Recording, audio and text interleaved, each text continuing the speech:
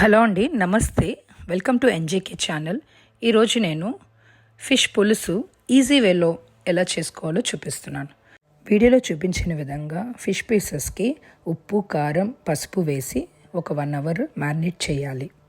Main point ఏంటంటే fish పులుసుకి మనం ఒక పేస్ట్ రెడీ చేసుకోవాలి. ఆ పేస్ట్ ఏంటి అంటే 4 టమాటాలు, వీడియోలో ఎలా చూపించానో ఆ సైజ్ టమాటాలు, ఒక ఆనియన్, 2 లవంగాలు, 2 కానీ 3 కానీ, దాల్చిన చెక్క అండ్ అల్లం వెల్లుల్లి పేస్ట్, ఇదంతా వేసుకొని ఒక పేస్ట్ని రెడీ చేసి పెట్టుకోవాలి. పేస్ట్ అయ్యాక దాన్ని ఒక బాణలు తీసుకొని కొంచెం ఆయిల్ వేసి మెంతులు వేసి ఈ పేస్ట్ ఏదైతే మనం మిక్సీ చేసామో ఆ పేస్ట్ని అందులో వేసి హార్డ్లీ 20 to 25 మినిట్స్ బాగా ఫ్రై చేసుకోవాలి. వీడియోలో చూపించిన విధంగా ఒక బాణలు తీసుకొని అందులో ఆయిల్ వేసి ఒక పెద్ద సైజు ఆనియన్ తీసుకొని దాన్ని స్ట్రైట్ పీసెస్ కట్ చేసి అవి కూడా మనం ఫ్రై చేయాలి. దాంతోపాటు 2 కానీ 3 కానీ పచ్చిమిర్చి వేసి ఫ్రై చేయాలి. ఇది కొంచెం ఫ్రై అయ్యాక మనం ఏదైతే పేస్ట్ని ఆల్రెడీ ఫ్రై చేసి పెట్టుకున్నామో ఆ పేస్ట్ తీసుకొచ్చి ఇందులో వేసి అగైన్ ఫ్రై చేయాలి.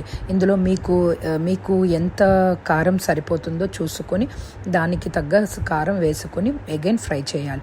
ఫ్రై చేశాక మనం ఇప్పుడు పక్కనే పెట్టుకున్న ఫిష్ పీసెస్ని కూడా యాడ్ చేసి మనం జస్ట్ వీడియోలో చూపించిన విధంగా కదపాలి. గరిటె మాత్రం దయచేసి పెట్టవద్దు.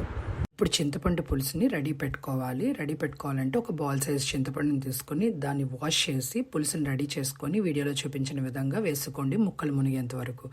ముక్కలు మునిగిన తర్వాత మీకు ఇంకా ఎక్స్ట్రా కావాలన్నా కూడా వేసుకోవచ్చు. ఇప్పుడు సాల్ట్ వేయండి.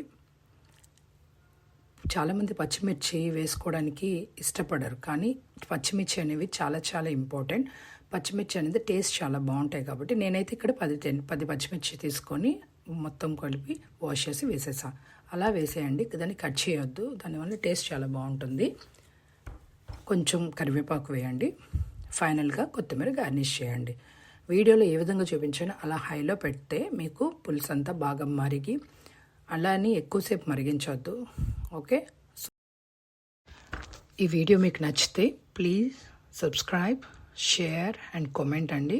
మీ అభిప్రాయాలని మీకు కామెంట్ రూపంలో పంపించండి.